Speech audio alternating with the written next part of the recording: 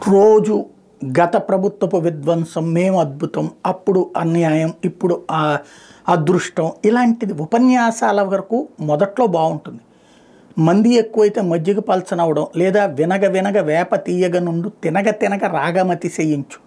ఇప్పుడు తినగ తినగ రాగమతి చేయి, వినగ వినగ రాగమతి చేయిస్తుంది అనేటటువంటి కాన్సెప్ట్ వచ్చింది. తింటే తింటే వేప తీయగానే ఉంటుంది, కానీ వినగా వినగా రాగమతి చేస్తుంది. ఇది రోజు విని విని జనానికి ఒక విరక్తి వస్తుంది.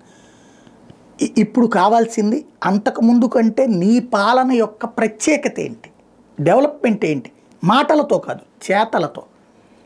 అలాగే అధికార యంత్రాంగాన్ని రోజు మందలించడం కంటే అప్పుడు అధికారులు ఎక్కడ అప్పుడైనా వాళ్ళే ఉంటారు, ఇప్పుడైనా వాళ్ళే ఉంటారు.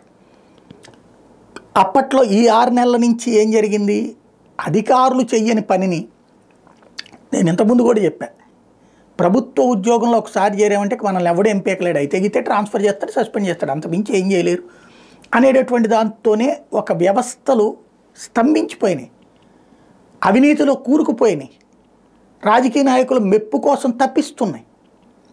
దాంతో వాళ్ళ వలన ప్రజలకి సంబంధించి కష్టం వస్తుందని భావించినే ఒక ఆల్టర్నేటివ్ వ్యవస్థని సృష్టించాడు జగన్మోహన్ రెడ్డి. అదే సచివాలయ వ్యవస్థ. అక్కడ కొత్త కాబట్టి కరప్షన్ లేదు, చివరిలో బిగిన్ చేసుకుండొచ్చునేమో. వాలంటీర్ కానీ సచివాలయ వ్యవస్థ కానీ కొత్తది కాబట్టి కరప్షన్ లేదు, అన్ని పనులు సర్వీస్ ఓరియంటెడ్గా చేయగలిగారు. ఇప్పుడు అది లేకుండా పోయింది. సచివాలయ వ్యవస్థ లేదు, ఇక్కడ వాలంటీర్ వ్యవస్థ లేదు. ఇప్పుడు ప్రతిదానికి నాయకుల దగ్గర నుంచి రికమెండేషన్లు, 10 చోట్లకి తిరగడం, దాంతోపాటుగా డబ్బులు లంచం లేదా ఏ పని కావట్లేదు. ఇది గ్రౌండ్ లెవెల్లో తెలియదా?